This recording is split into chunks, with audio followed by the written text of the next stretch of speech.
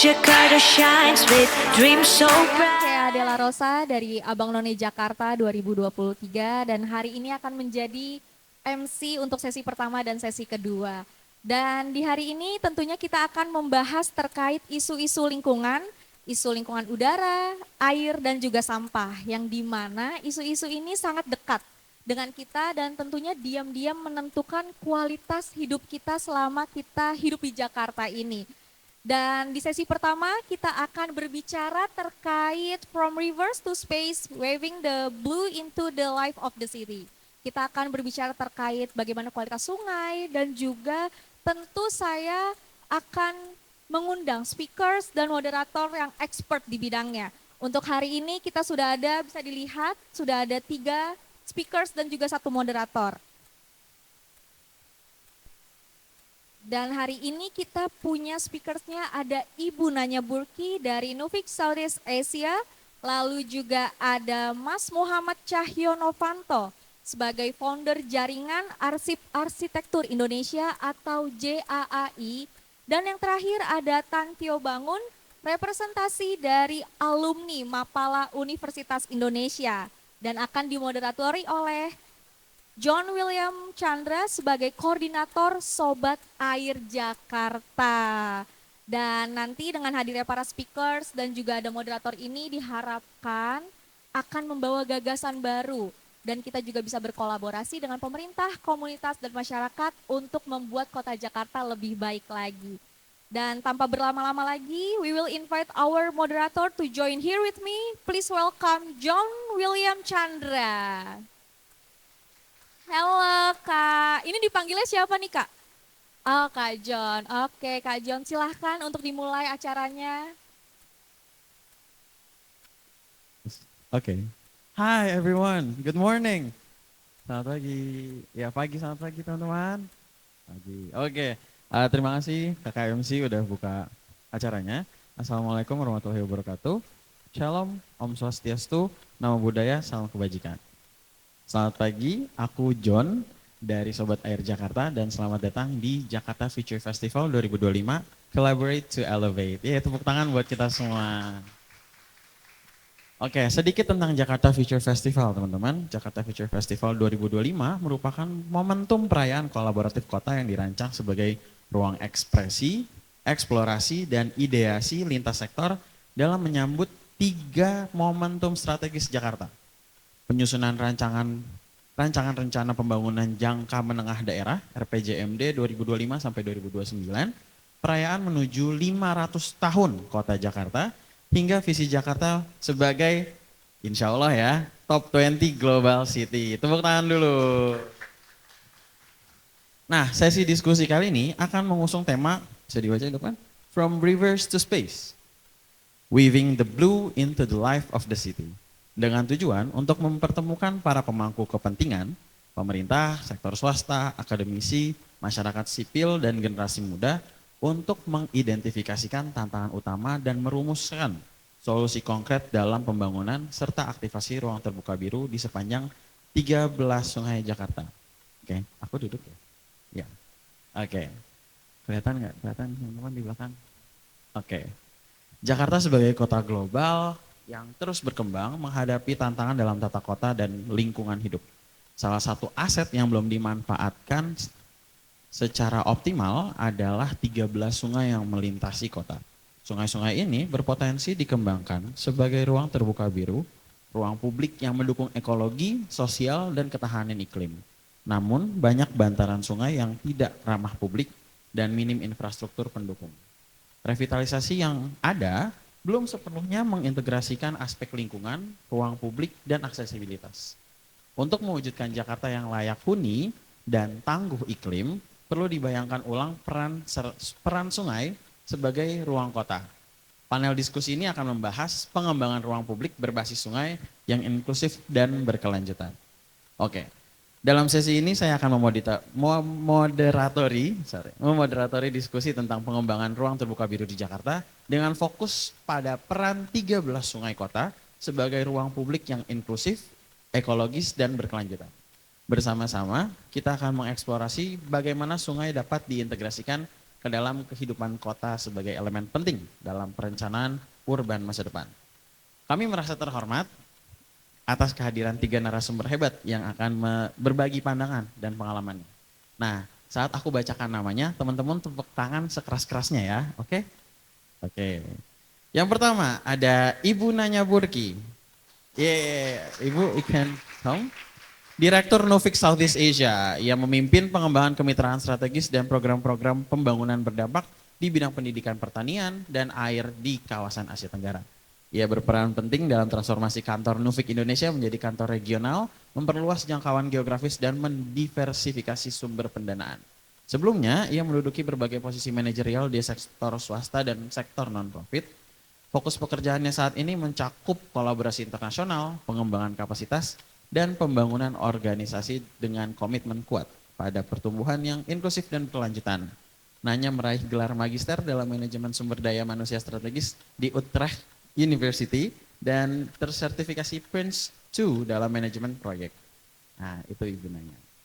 Yang kedua ada Pak Tantio Bangun. Tepuk tangan lagi teman-teman. Pak Tantio ini adalah wirausahaan sosial dengan pengalaman lebih dari 2 dekade di bidang bisnis berkelanjutan, konservasi lingkungan dan komunikasi. Ia merupakan co-founder kecipir.com, sebuah platform distribusi sirkular untuk pertanian yang berkelanjutan di Jakarta, serta Rekas Laras Alam, perusahaan R&D bioteknologi yang mengembangkan inovasi pertanian berbasis limbah. Sebelumnya, ia menjabat sebagai pemimpin redaksi National Geographic Indonesia dan ketua IAR Indonesia dengan kontribusi besar dalam perlindungan hutan, gambut, dan proyek karbon berbasis alam. Tantio dikenal karena kiprahnya dalam ekonomi sirkular dan teknologi hijau yang berpihak pada masyarakat dan lingkungan. Sebenarnya kita punya satu pembicara lagi. Oke. Yang terakhir, Bapak Muhammad Cahyo Novianto. Bapak ini adalah arsitek dan kurator arsitektur dengan pengalaman lebih dari 2 dekade di bidang desain, riset, dan pelestarian arsitektur Nusantara. Ia merupakan pendiri Nomaden Studio dan telah mengerjakan berbagai proyek arsitektur di seluruh Indonesia, termasuk pasar, terminal, kawasan, pemukiman, dan pembangunan vernakular. Aktif juga sebagai pembicara dan dosen tamu di berbagai universitas dalam dan luar negeri. Pak Cahyo juga dikenal sebagai kurator di ajang-ajang arsitektur internasional seperti Europalia dan Venice Biennale, serta penulis sejumlah buku penting tentang arsitektur kayu dan tradisional Indonesia. Wah, seru banget. Hari ini kita kehadiran 3 narasumber yang sangat-sangat hebat dan berpengalaman di masing-masing bidang. Nah, jadi kita akan mulai diskusi. Jadi setelah ini, setiap pembicara akan diberikan waktu 10 menit untuk menyampaikan pandangan dan gagasannya. Sebagai pembicara pertama, Ibu Nanya, you may speak in English. Boleh ceritakan pengalaman Ibu dalam mendorong kolaborasi pendidikan internasional di kawasan Asia Tenggara. Menurut Ibu, bagaimana peran universitas dan lembaga riset dalam memperkuat pengelolaan sungai berbasis komunitas di Jakarta melalui riset, keterlibatan publik, dan berbagi pengetahuan. Please, you may. Okay, good morning, everyone. Thank you, John, for introducing me. My name is Nanya Burki. I work for the non-profit organization from the Netherlands, which is working on the internationalization of education. We are based here in Jakarta in the Dutch Embassy in Kuningan. Yeah, I don't know if I will speak for the full 10 minutes. Please ask questions because I like to have conversations with all of you. But perhaps let me start to explain what we are doing at Nuffic. At Nuffic, we work on, we call it knowledge diplomacy. But what does that mean? What we do, our office is, we work with 25 people, and every day we try to build bridges between countries, but also cultures, between the Netherlands and Indonesia, but also across the region, Southeast Asia. And we do that through education and knowledge exchange. Because what we believe is that, yeah, you cannot solve issues alone as a country also, or as an engineer, or, yeah, you need different disciplines, different approaches, different cultures to solve global issues like climate change, complex issues like urban water management. Yeah, so it cannot be solved by a country alone. And we believe that education is a powerful tool for sustainable development. And as a result, yeah, we create mutual understanding, impactful partnerships, not only with knowledge institutions between both countries, but also between governments and private sector. So maybe because this sounds very high level and abstract, let me give just one specific example of a program that we have. It's one of the flagship initiatives, not only from NUFIC and the Dutch Embassy, but also from DKI Jakarta, which is called the DUTEP program, the Dutch Training and Exposure Program. It already exists for 10 years, and every year we bring young civil servants from DKI Jakarta to the Netherlands for a period of 2 months, 8 weeks. Where they do a research internship at Dutch water companies. So there's, for example, the dredging company Van Oort, but there's also the Water Board Delftland, even the municipality of Rotterdam, because what is nice to also mention is that Rotterdam and Jakarta are sister cities. They face similar issues when it comes to water management issues. Both are delta cities. Those companies, they receive the young civil servants from Jakarta, and the young civil servants, they also receive guidance from a Dutch university. And after 8 weeks in the Netherlands, they come back with innovative ideas to improve the city. For example, how can we protect Jakarta against floodings? How can we create green open spaces? How can we integrate building with nature solutions? Not only, and then it's also nice to hear from the other panelists, but how can we not only build gray infrastructures here in Jakarta, but also make room for the rivers? And how can you, for example, work with mangrove development to protect the city against flooding? So very innovative ideas. And the nice thing is that within DKI Jakarta, they see it also as their talent management program. They offer this opportunity to young civil servants who work for the planning agency, Bapeda, but also for spatial planning, environmental department, even the finance department and the water resource agency where you work for. So they return back to Jakarta with solutions that they can apply to the context of Jakarta. And it's a model of trilateral collaboration, so where the government and the academia, knowledge institutions, and the private sector work together to make it happen. Also, the financing comes from both DKI Jakarta, government from the Netherlands, but also the private, the water sector, who is investing in young talent. And yeah, it results in scalable and very impactful projects. Last year, there was one young civil servant, and she came up with the idea to, there are a lot of flyovers in Jakarta, and they have a function, right? Like, it's an infrastructure, but it looks so ugly, and how can we give it another function? So she came up with the idea of water harvesting. So how to catch, for example, the rainwater, and under the flyovers, how can you then create a public space, which is also green. It's a fantastic idea, and it fits in this whole spirit of the festival. Like, how can we make this city more livable? But there was also another idea about an eco-mosque. So Indonesia is the largest Muslim country of the world. We have a lot of ablution water, of the prayers 5 times a day.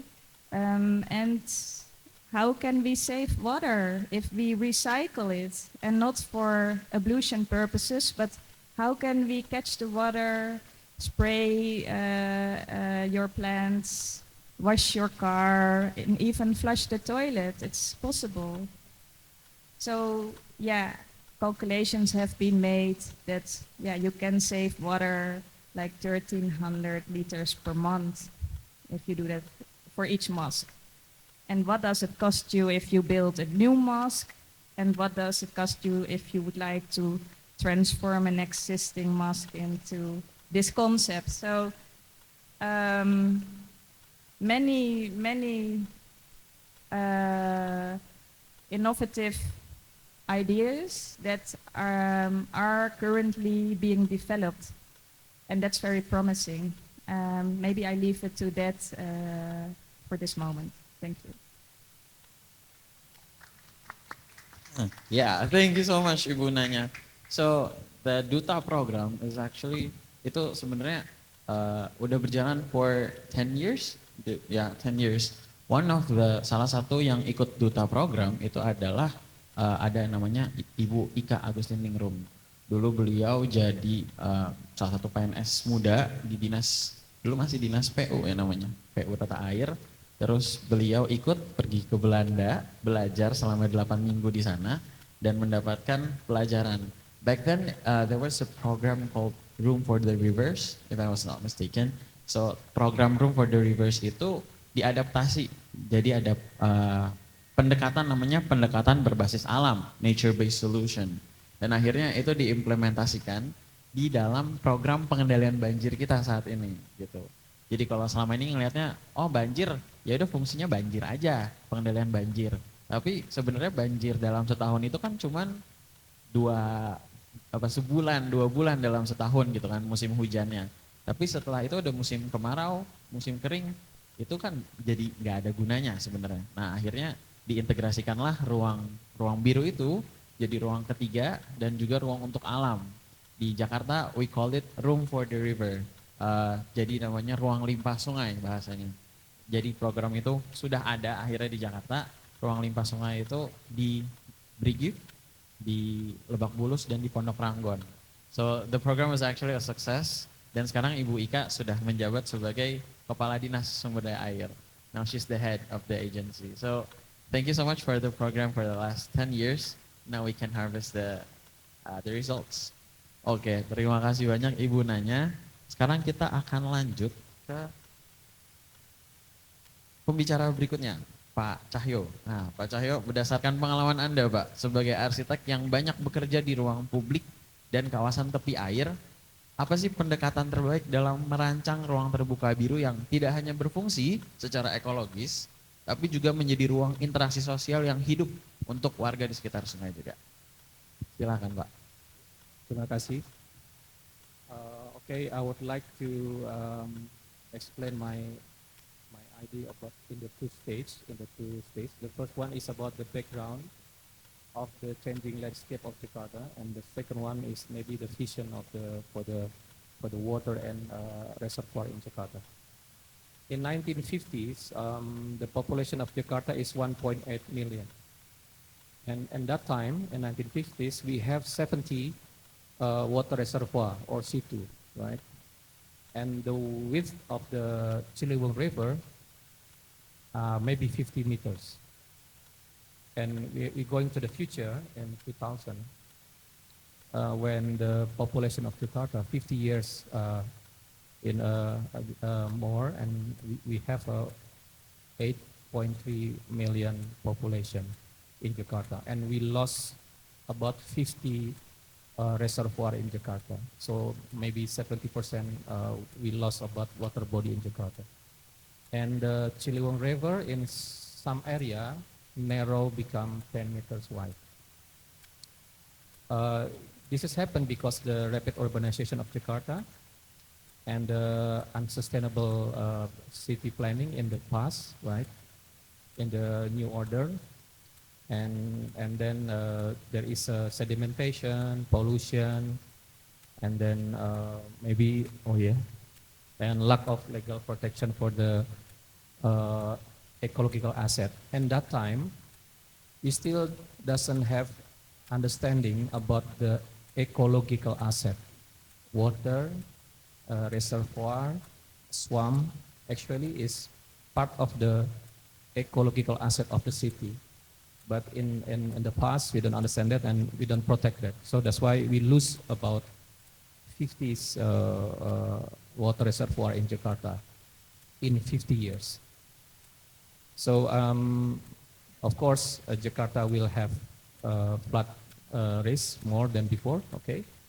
And we lost wetland ecosystem.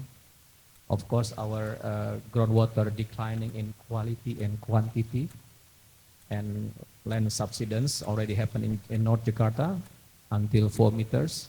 And of course, situ in Betawi culture is part of their culture space, yeah, and social. So this is the background of the changing of urban landscape in Jakarta, maybe maybe more than 50 years ago. And now we talk about the future, right? And when we talk about the future, just like we talk about the tree with the branch and the leaves and the tree with the roots. So the background of the city, the history, is the roots of the city. So when we talk about the future, we have to talk about the background, the history, and maybe the challenge in the past. And I propose maybe more highlight about the blue open space, not just blue open space, but I call blue ribbon network. So it means a network between river, water reservoir, and with the public space, with the transportation hub, with the cultural space, just like this one. Behind us is the Ciliwung River, and there is a space there, so we have to connect the space like this, yeah. And I think we can see one of the maybe 5 point reposition river as the city backbone. So we have to turn back our vision. Before, a river is our backyard. Now we have to change river become our backbone, or become our lifeline of the city, yeah, for the urban ecosystem. And of course, in the design, because I'm an architect, so the design must be inclusive and accessible, and connect the public spaces. Yeah? Not just blue open space, but blue ribbon networks. So it has to be network between the river, between across the river, between the river and the water reservoir, and between the river with the transportation hub, cultural space, art space, community space, and so on. And the design must be climate resilience architecture, adaptive floating platform, modular design, so it could be adaptive with the flood.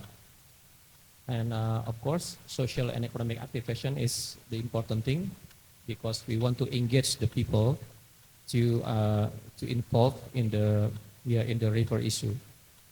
And the last one, call to action. I think the government of Jakarta must make kind of multidisciplinary task force, which include architect, city planner, sociologists, anthropologists, maybe ecologists, and the community itself, to focusing about re-envisioning the river and the reservoir to become our backbone of the city.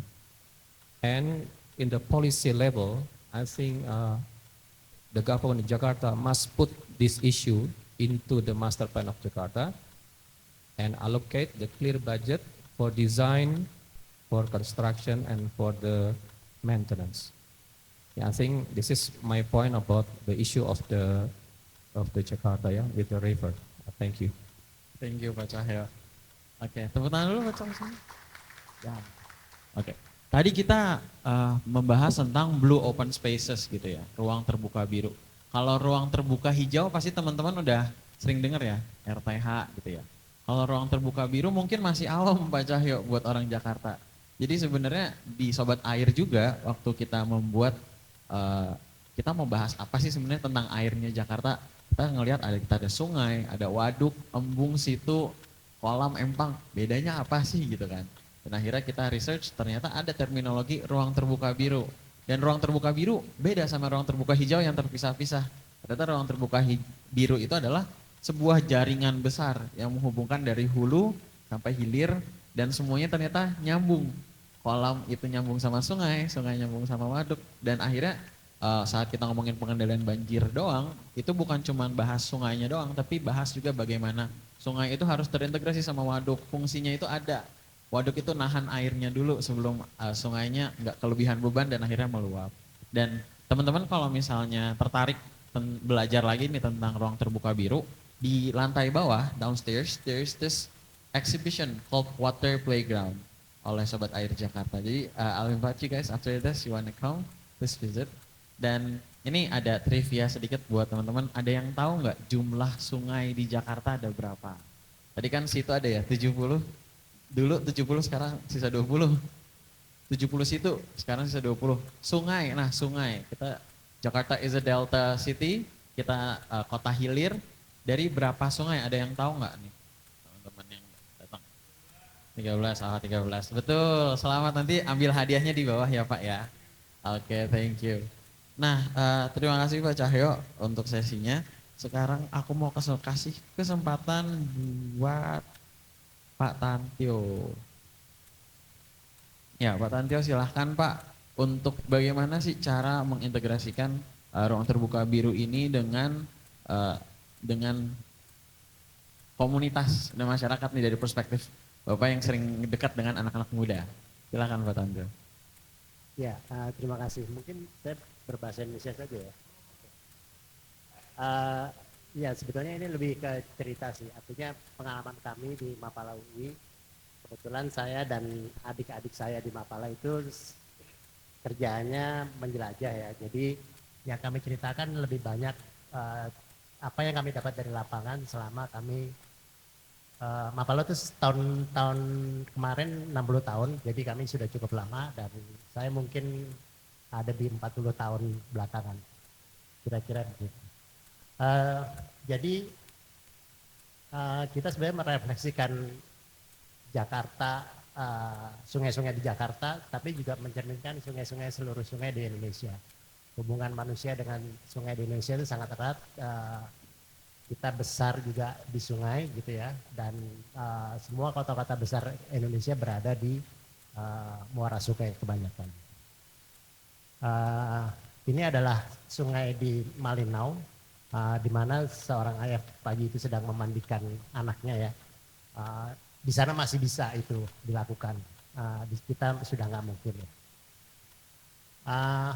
Kalau bagi kami di Mapala itu sungai itu buat tempat bermain ya. Pertama-tama kita menganggap itu sebagai sarana olahraga, sarana menempa diri gitu ya. Ini adalah pada waktu kami beraktivitas di Sungai Asahan, di situ adalah Asahan Water Festival di di Sumatera Utara ya. Jadi di situ ada air terjun Asahan yang besar yang digunakan untuk saat ini untuk salah satu penggerak turbin di Inalum. Di situ juga kita kembangkan sampai sekarang pariwisata sungainya juga berjalan baik ya. Di situ kita melakukan waktu itu Whitewater Festival se-Asia Pasifik. Jadi itu dari New Zealand dan sebagainya ikut datang. Nah, acara-acara seperti ini yang menempa kita, yang mendekatkan kita ke sungai, kita bisa belajar cukup banyak dari sungai. Kita juga harus terampil karena sungai juga di saat seperti ini menjadi sesuatu yang cukup berbahaya. walaupun menyenangkan juga bermain-main di situ. Berikutnya kami mendapat kesempatan sekitar tahun 94 ya.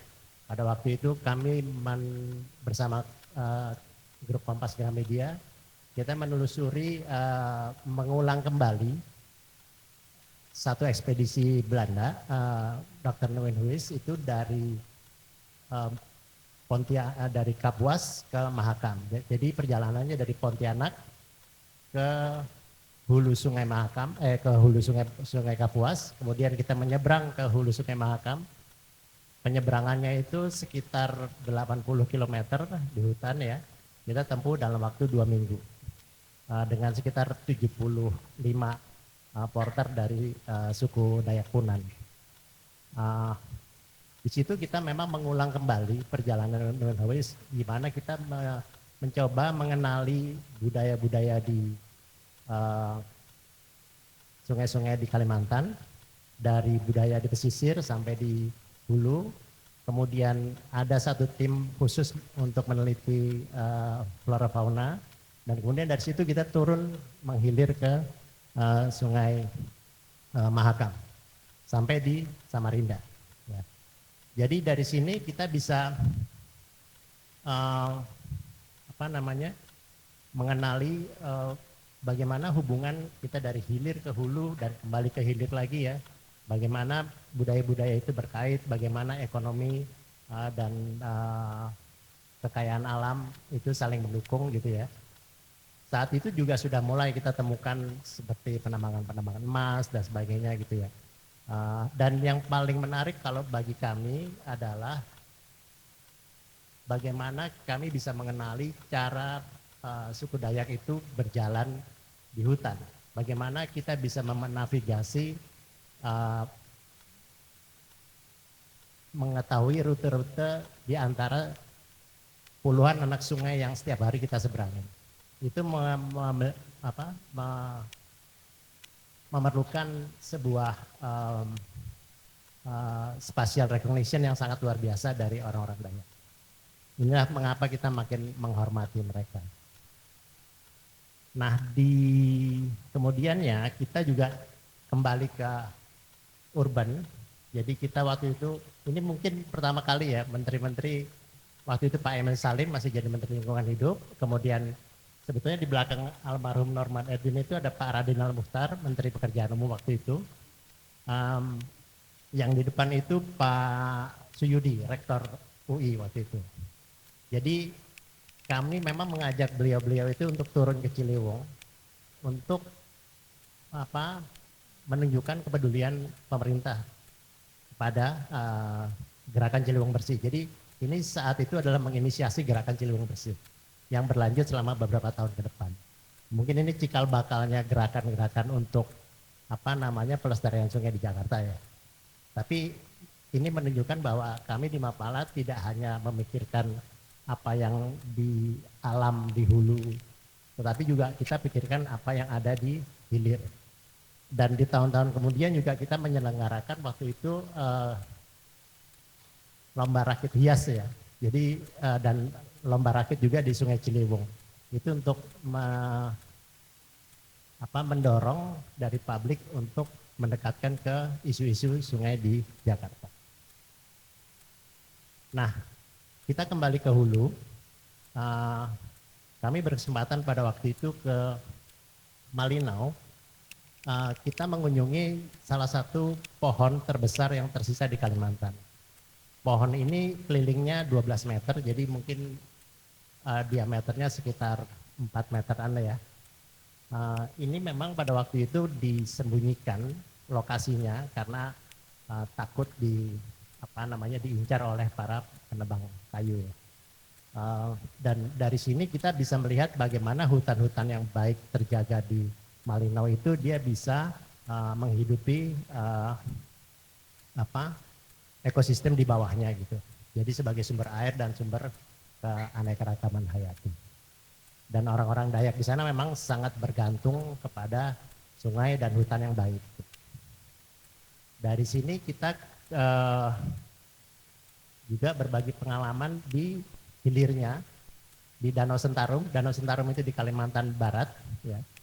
Danau ini punya, di sini kami belajar bagaimana mengelola atau memadukan komunitas dari hulu sampai hilir. Kenapa? Di danau ini pada waktu itu terjadi bencana untuk budidaya ikan. Jadi mereka yang di hulu melakukan kegiatan-kegiatan yang sangat polutif gitu ya, sehingga hampir semua budidaya ikan di hilir itu terganggu dan cukup banyak korbannya. Nah disitulah kemudian dibuat forum untuk das Labian Leboyan. Jadi sungai dari hulu ke hilir yang bermuara di Danau Sentarum. Dari sini kita lihat bahwa ini semua foto yang di sini adalah hasil dari sebuah metode sebetulnya. Pada waktu itu saya waktu itu di National Geographic Indonesia, kami mengirim sekitar 50 kamera waktu itu ya di sana, dan kita tinggalkan selama 3 bulan.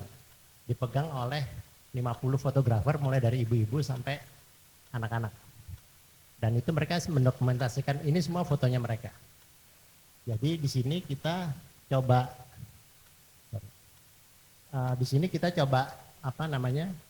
mengenalkan bagaimana sebetulnya pandangan dari masyarakat di bantaran sungai itu menjadi sebuah mata dari sungai itu.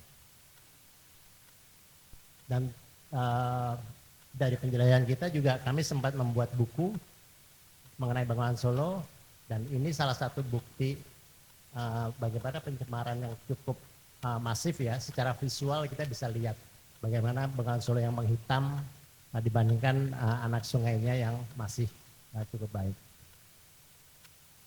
Nah, dari pengalaman-pengalaman itu kami melihat ada metode yang berbasis masyarakat ya, yang community based gitu ya, yang kita bisa menyerap aspirasinya. Yang pertama adalah seperti tadi ya, melalui mata sungai itu kami melihat bahwa pandangan dari masyarakat sebagai first person ya, sebagai orang pertama itu, dan mereka tinggal dan hidup sehari-hari di situ, itu akan jauh lebih sempurna menyerap apa yang ada, masalah-masalah yang ada, apa yang terjadi, itu dari tangan-tangan pertama. Dan sekarang rasanya metode ini jauh lebih mudah ya, dengan teknologi sekarang, digital sekarang, itu akan lebih mudah untuk menyerap semua kondisi dan problematika yang ada. Kemudian yang kami pikirkan kedua adalah metodenya, setelah kita mempunyai pandangan, kita juga bisa menyerap suara dari sungai, yaitu masyarakat-masyarakat yang tinggal di bantaran. Dan selama ini kita berpikir selalu bahwa sungai itu dikelola secara administratif. Jadi sungai di Jakarta itu masalahnya orang Jakarta. Padahal banjir yang kemarin besar itu masalahnya di hulu. Ya. Kita nggak bisa mengelola sungai itu parsial. Kita harus mengelola sungai itu dari hulu sampai hilir. Dan kita berkaca dari yang terjadi di Kalimantan, kita juga bisa terapkan di sini sebetulnya. Yang kita usulkan adalah, pertama kita membuat musrenbang, musyawarah perencanaan pembangunan yang menyerap aspirasi warga, tapi berdasarkan pendekatan daerah aliran sungai. Jadi bagaimana masyarakat dari hulu sampai hilir, kita serap aspirasinya dan kita dengarkan, dirumuskan, dan kemudian dibuat perencanaan bersama-sama masyarakat dari hulu sampai hilir. Dan ini yang kita usulkan untuk sebuah namanya Jagadas ya, jaringan warga daerah aliran sungai. Jadi mereka menjaga dan melestarikan sungai-sungai itu, bahkan kemudian kalau bisa ya hidup secara sejahtera di sungai-sungai itu. Mungkin itu ya paparannya, Mas. Terakhir mungkin ya sedikit sumbangsi dari kami dalam beberapa tahun terakhir itu membuat Run for River ya. Jadi kita buat half marathon waktu itu di UI, dan hasilnya kita sumbangkan untuk pelestarian sungai-sungai di Jakarta. Ini mungkin yang bisa saya sampaikan. Terima kasih. Terima kasih banyak Pak Tantio. Oke. Jadi menarik banget perspektif dari masyarakat juga dan sungai itu hulu ke hilir ya Pak ya. Jadi kadang warga Jakarta pun nggak sadar apa yang dilakukan di rumahnya itu juga berpengaruh pada sungai-sungai Jakarta. Jadi misalnya kita setiap pagi pasti mandi, buang air kecil, buang air besar. Apakah kita punya septic tank di rumah? Kadang warga Jakarta nggak tahu loh kita punya septic tank di rumah dan akhirnya kalau nggak punya ya dibuangnya ke sungai dan itu yang mencemari sungai-sungai Jakarta. Yang jadi korban teman-teman kita yang di hilir, daerah Muara, Kamal, daerah Tanjung Priok itu kan dia menerima semua sampah yang dibuang ke sungai dan akhirnya daerah situlah yang paling tercemar sebenarnya. Terima kasih banyak Pak Tantia atas perspektifnya. Sekarang kita akan membuka sesi tanya jawab. Ini secara terbatas aja ya teman-teman. Kalau misalnya ada pertanyaan untuk ketiga narasumber kita, boleh banget ditanyakan.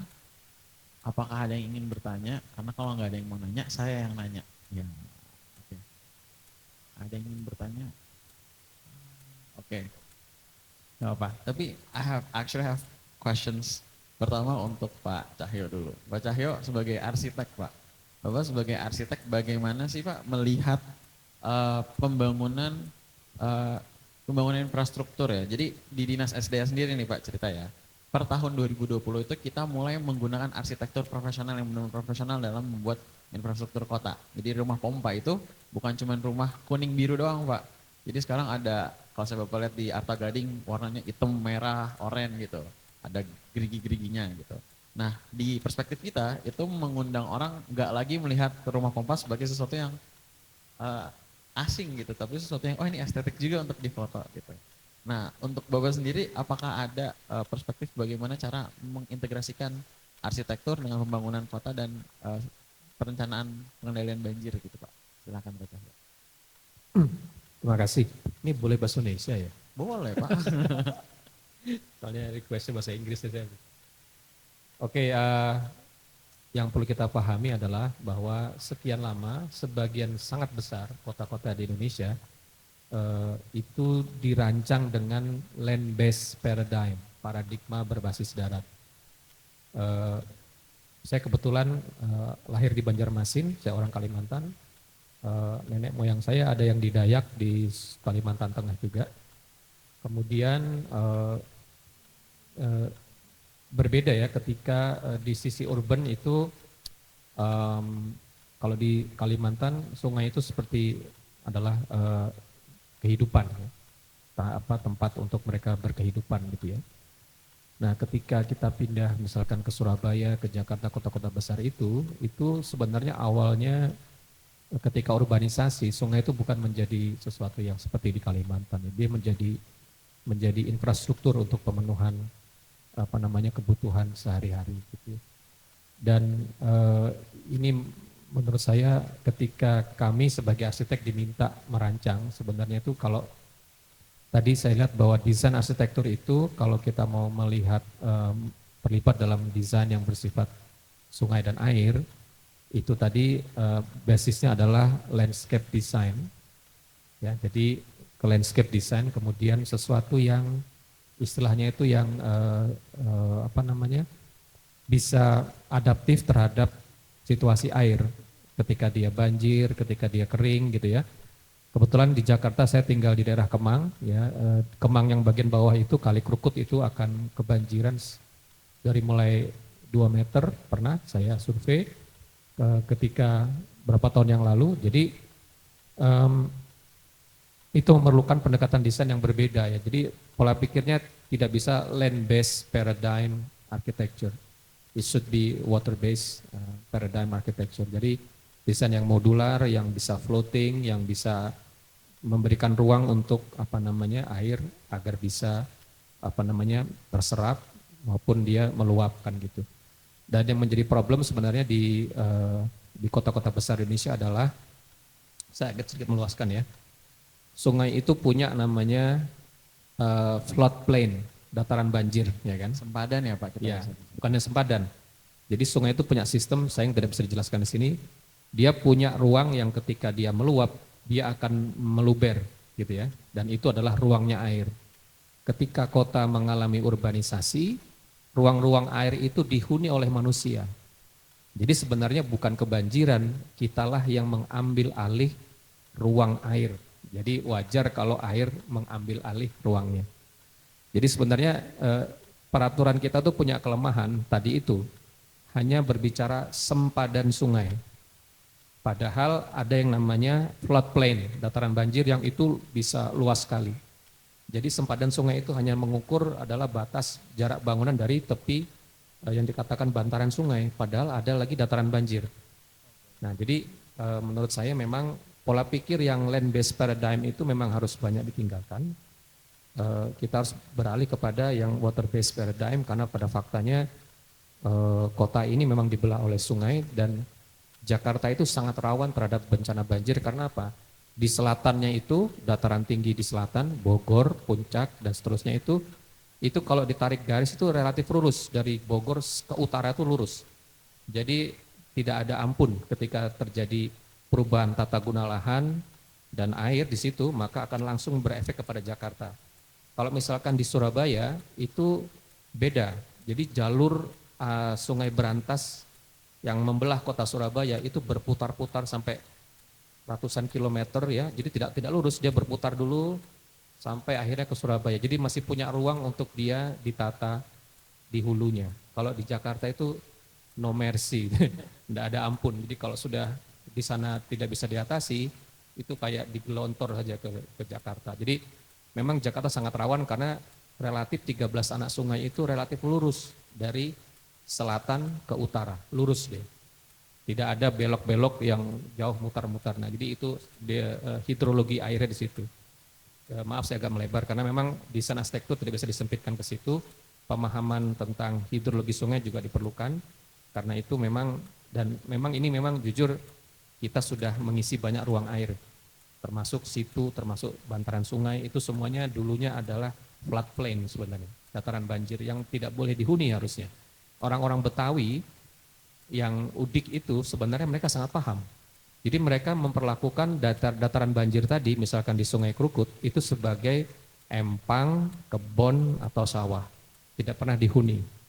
Tapi ketika urbanisasi makin deras, mereka tersingkir harus menghuni daerah-daerah yang dataran banjir.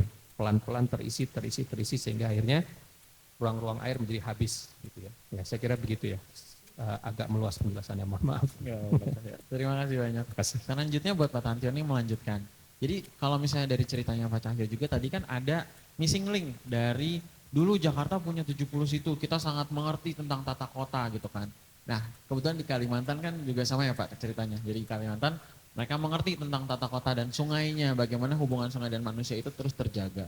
Nah tapi dengan urbanisasi yang cepat itu tadi akhirnya kita jadi hilang. Hubungan kita dan air itu mendadak hilang dan kita akhirnya fokus pada diri sendiri, fokus pada pembangunan, fokus pada ekonomi. Nah, ada nggak sih Pak yang dipelajari dari trip-trip kemarin di Kalimantan atau daerah-daerah lain yang bagaimana walaupun dalam pertumbuhan pembangunan ekonominya, bagaimana masyarakat itu masih punya sense gitu, connectivity-nya sama air. Mungkin ada ceritakah atau ada rahasia yang bisa di-share ke sini supaya pemangku kebijakan juga paham nih bagaimana cara menjelaskan kepada masyarakat bagaimana menghubungkan lagi nih masyarakat sama airnya. Silakan Pak Tantio. Ya mungkin paling mudah ya dengan mendekatkan aktivitas masyarakat ke sungai itu sendiri ya. Karena ya tadi seperti Pak Cahyo bilang kalau kita memunggungi sungai kan juga seperti sungai itu menjadi halaman belakang, bahkan sekarang mungkin ya jadi tempat sampah gitu ya. Tapi kalau kita melihat sungai itu sebagai bagian dari aktivitas kita, itu mungkin bisa. Contohnya kalau seperti tadi di Banjarmasin orang masih jadi pasar sungai itu. Jadi pasar terapung gitu ya, jadi berfungsi. Tapi kalau di Jakarta mungkin kita agak terlalu mengharap ya kalau bisa terjadi seperti itu. Tapi gerakan-gerakan atau apa namanya infrastruktur yang sudah dimulai seperti ruang terbuka hijau itu kan juga nggak bisa hanya menjadi infrastruktur aja, harus diisi. Yang mengisi siapa? Manusia. Jadi kalau kita bisa beraktivitas dan memanfaatkan dan mendapat manfaat dari sungai, baik di perkotaan maupun di wilayah hulu, itu tetap hubungan itu akan terjaga. Contohnya ya, sekarang kalau kami mungkin minggu depan kami berencana membuat tur sepeda. Di Depok aja itu ada 20 situ. Dan kita sekarang dengan teknologi kita bisa mudah mengkonekkan, kita membuat rute antar situ. Itu cukup sehari. Ya. Kemudian kita bisa menyelenggarakan seperti kanal run. Ya. Itu menghubungkan, kan sekarang cukup banyak RPTRA di bantaran-bantaran sungai. Membuat rute lari di situ itu akan sangat bermanfaat. Dan kami juga pernah melakukan sepedaan di Kota Tua. Kita menyusuri kanal yang dibalik dinding-dinding VOC. Dan itu sampai ke museum museum maritim ya, yang di Sunda Kelapa gitu. Jadi dengan kegiatan-kegiatan seperti itu, dan paling mudah ya langsung di bantaran sungai ya, dan manfaatnya langsung dirasakan masyarakat. Mungkin itu yang bisa saya kasih. Gunanya has something to say. Yeah, if I may respond, because listening to the insights of Pa Kahyo and Pa Tanjo, I think, it highlights the way we work towards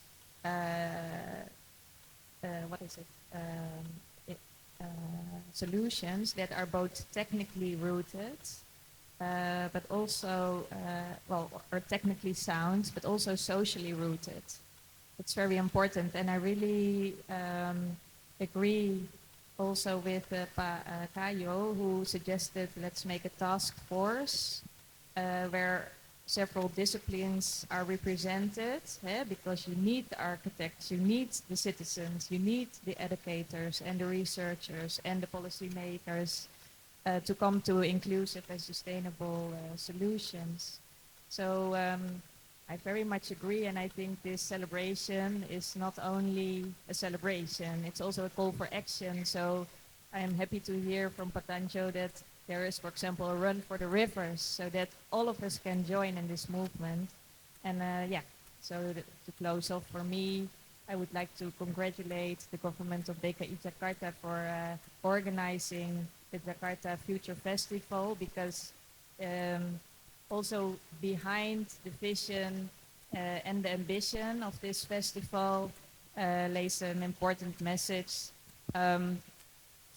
It's so inspiring to see a city that embraces collaboration as a driver for sustainable and inclusive development.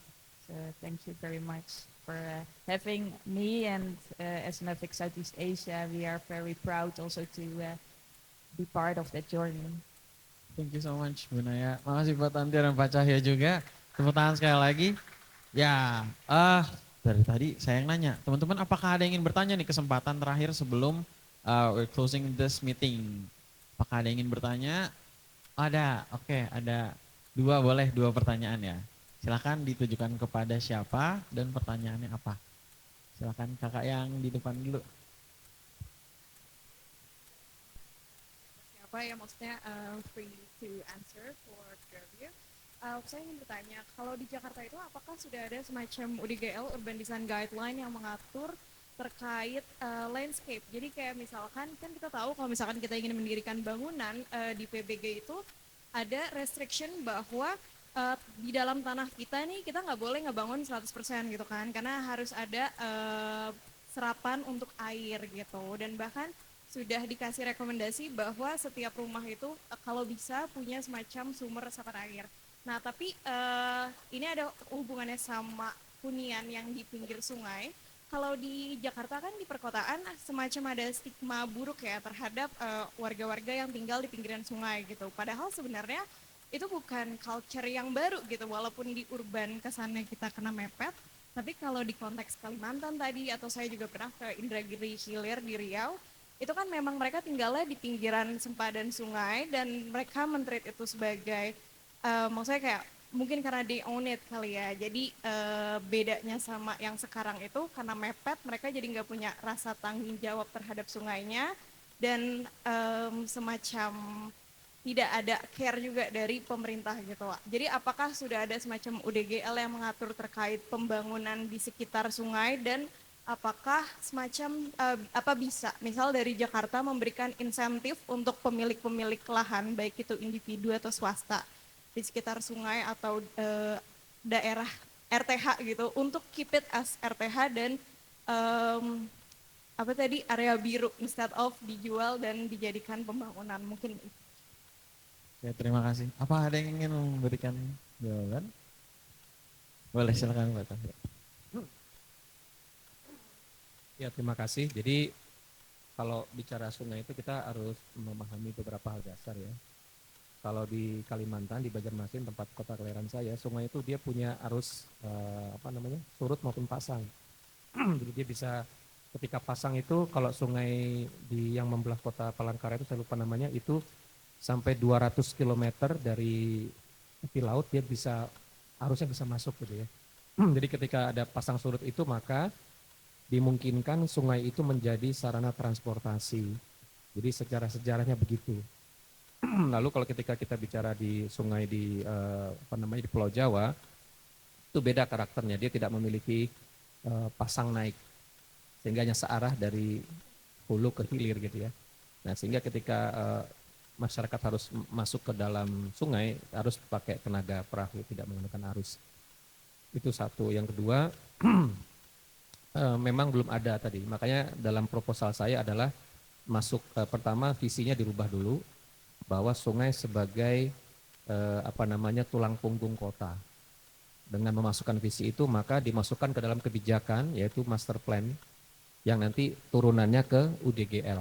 Kan gitu kan, Urban Design Guideline, dan itu belum ada. Nah, untuk menjalankan itu tadi memerlukan task force yang itu multidisiplin. Nah, jadi memang belum ada secara khusus ya, tentang itu.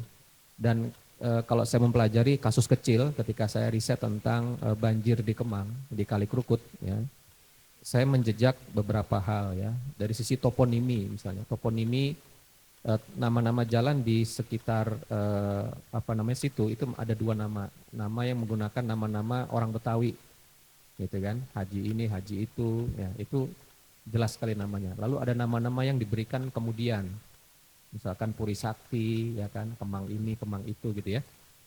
Nah, kalau nama-nama itu kita jejak, sangat jelas bahwa nama-nama yang toponiminya itu nama-nama orang Betawi itu tidak pernah ada di daerah floodplain, dataran banjir.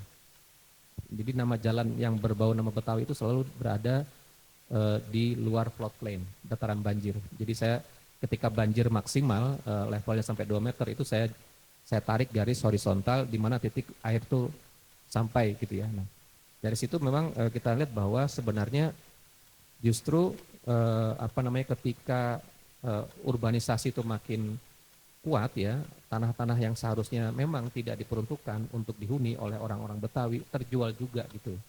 Akhirnya menjadi hunian yang padat, bisa itu hunian mewah. Di Kemang itu banyak juga hunian mewah yang terendam banjir ya kan. Juga ada hunian yang informal, orang-orang yang tidak bisa mendapatkan sektor informal ya, yang tidak bisa mendapatkan tanah, mereka tersingkir ke daerah tepian sungai. Sehingga menjadi tersingkirnya mereka ke tepian sungai beda dengan ketika orang Kalimantan memilih tinggal di tepi sungai. Itu beda reasoning banget. Nah, karena itu beda juga cara pendekatannya. Walaupun saya tahu di Kalimantan, di kota saya sendiri, itu ada sekian kanal ya, dari ada sungai, ada kanal, itu juga mulai mengalami degradasi. Orang beralih ke transportasi darat, melupakan lagi sungai. Dulu kota Banjarmasin itu sangat Venesia. Jadi sungai-sungai saling terhubung, ada kanal-kanal yang menyudet antar sungai, dan itu bisa menjadi transportasi dan menarik sekali. Tetapi pola pikir land based paradigm telah merubah semua itu. Jadi memang saya tidak mau meromantisme itu, tapi itu faktanya bahwa pola pikir kota kita hari ini adalah land based paradigm, pola pikir darat. Ya, jadi tadi pertanyaannya apakah sudah ada UDGL? Belum ada di Jakarta, karena itu diusulkan tadi. Kalau ini memang acara ini menjadi salah satu titik tolak kita untuk menghargai lagi sungai, situ, empang dan seterusnya, maka masukkan dalam master plan, diturunkan nanti sampai ke UDGL, maka dilakukan, maka saya tadi kan harus ada alokasi dana untuk perencanaan, pembangunan, dan perawatan, gitu kan. Jadi jelas gitu ya, apa call to action-nya. Jadi memang momen ini kita manfaatkan untuk merubah pola pikir kalau memang bisa ya. Dan saya usulkan, karena ruang terbuka biru itu masih sense of land-based paradigm. Karena sungai itu bukan ruang, dia networks. Makanya saya usulkan Blue Ribbon Networks. Ya. Karena memang sungai itu, empang, situ itu saling interconnected ya. Nah, jadi pola pikir, bahkan diksi-diksi dari pola pikir yang berbasis darat itu memang kita coba bongkar ya dari sisi pemilihan kata dan seterusnya. Saya kira gitu Mbak, mohon maaf kalau belum menjawab, tapi secara umum kira-kira penjelasannya demikian ya, memang belum ada UDGL ya. Dan belum ada insentif, jadi UDGL-nya belum ada, apalagi insentif. Ya, gitu ya, kira-kira begitu ya, makasih. Terima kasih. Berhubung waktu kita sudah tidak banyak lagi, jadi mohon maaf yang mau jawab, Pak, Ibu, sepertinya kita sudah harus menutup sesi kita hari ini. Sebelum mengakhiri diskusi hari ini, izinkan saya menyampaikan beberapa kesimpulan dari diskusi hari ini dari 3 pembicara hebat kita. Ibu Nanya pertama menekankan pentingnya berbagi pengetahuan, bagaimana gagasan bisa mengubah lanskap perencanaan kota Jakarta. Pak Cahyo juga menekankan tentang Blue Ribbon Network tadi Pak, bagaimana menekankan aspek air ini harus ada dalam pembahasan setiap unsur kota. Budaya, transportasi, ekonomi sosial, semua harus ada unsur airnya. Bagaimana pemangku kebijakan harus mendorong sungai dan aset ekologi sebagai backbone, bukan backyard dari kota Jakarta. Pak Tantio terakhir menekankan hubungan sungai dan manusia yang terputus akibatnya urbanisasi dan mendorong hubungan baik manusia dan air di Jakarta untuk kembali dijalani melalui aktivitas yang banyak di tepian sungai. Terima kasih banyak kepada seluruh pembicara dan teman-teman peserta yang udah hadir. Tepuk tangan buat kita semua. Yeah.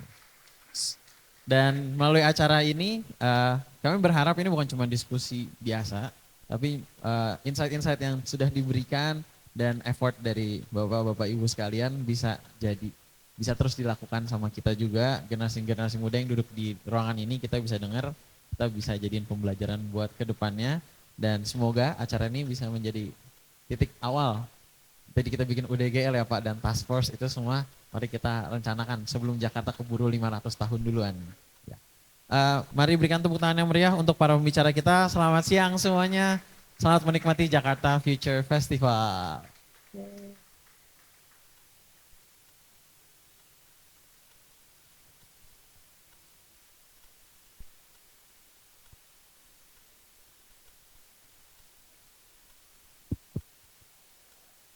Baik, terima kasih banyak semuanya atas diskusi hari ini. Boleh tepuk tangan sekali lagi teman-teman untuk speakers kita dan juga moderator. Ternyata sudah banyak yang dilakukan oleh ketiga speakers kita, sangat inspiratif sekali aksi nyatanya dan kita harap di sini adalah adanya konsep pentahelix di mana kerjasama antara pemerintah, akademisi, dunia usaha, masyarakat, dan media untuk mencapai tujuan bersama yaitu kita menciptakan ruang terbuka biru di kota Jakarta. Baik, kakak-kakak speakers silahkan untuk duduk kembali. Kakak moderator juga boleh duduk kembali. Oke, kakak-kakak mohon maaf sebelum duduk kembali boleh berdiri sebentar di sini untuk kita memberikan plakat dari tim Jakarta Future Festival. Anas, ada cendera mata ya Kak ya. Apa ini Kak, berupa boneka kecil? Wow, boleh diterima oleh Bapak Cahyo. Terima kasih banyak. Boleh tepuk tangan yang meriah teman-teman. Terima kasih. Ini bisa dipajang nih ya di rumah ya boneka kecilnya ini ya. Ini lambang dari JKT ya Kak ya? Boneka JKT. Itu simbol of Jakarta berarti ya. Oke, kepada Ibu Nanya. Boleh berfoto sebentar, 3, 2, 1. Baik, terima kasih banyak Bapak Tantio, Bapak Cahyo, Ibu Nanya, dan juga Kak John. Dipersilahkan duduk kembali. Oke, silahkan jika ingin take a picture lagi. Ya, silahkan.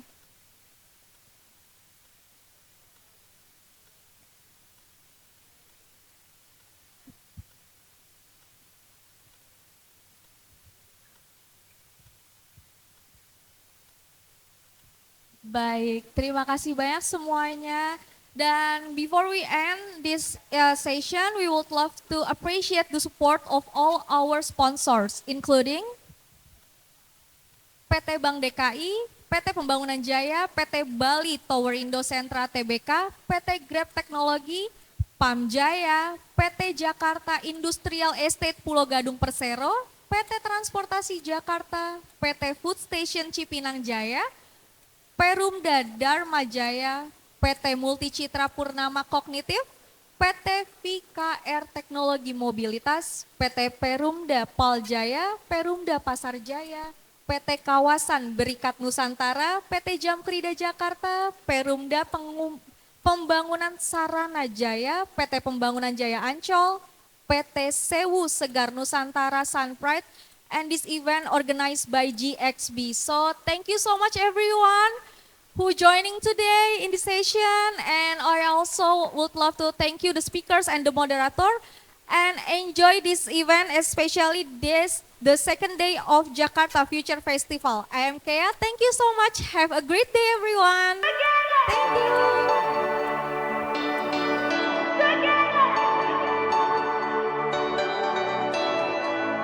Jakarta shines with dreams so bright.